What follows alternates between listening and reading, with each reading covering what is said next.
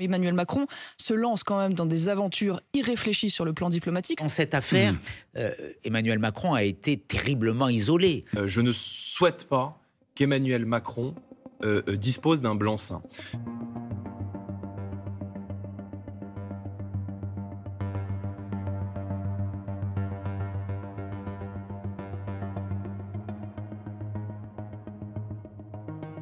Je pense que l'escalade dans laquelle est engagé Emmanuel Macron est une voie irresponsable, dangereuse, qui inquiète les Français.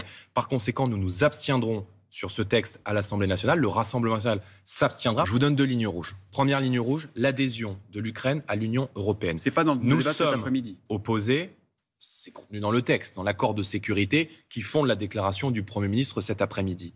Je suis et nous sommes opposés à toute forme d'élargissement. La deuxième ligne rouge, c'est ce principe de dissuasion active qui est évoqué dans le texte, qui prévoit précisément que entre les signataires de ce texte, à savoir la France et l'Ukraine, il y a un devoir d'assistance et notamment un engagement à la dissuasion active. Dans cette affaire, Emmanuel Macron a été terriblement isolé. Au plan national, mais beaucoup plus grave, au plan international. Aucun dirigeant occidental n'a apporté le moindre soutien. Ça c'est faux.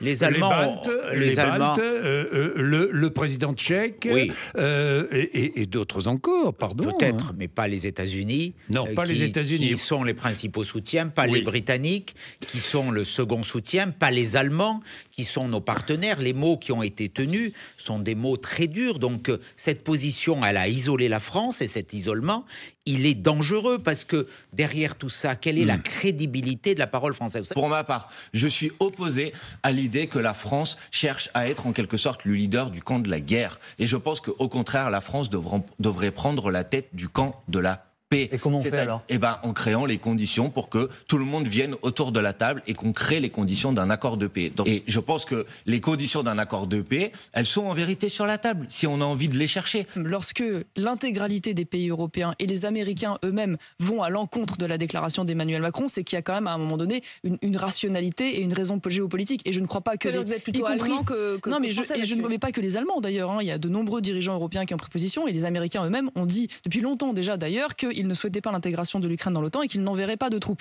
Or, on ne peut pas, je crois, dire que ces différents pays n'ont pas été très clairs dans leur soutien à l'Ukraine. Eux-mêmes ont envoyé de l'argent, ont participé, ont parfois envoyé des armes.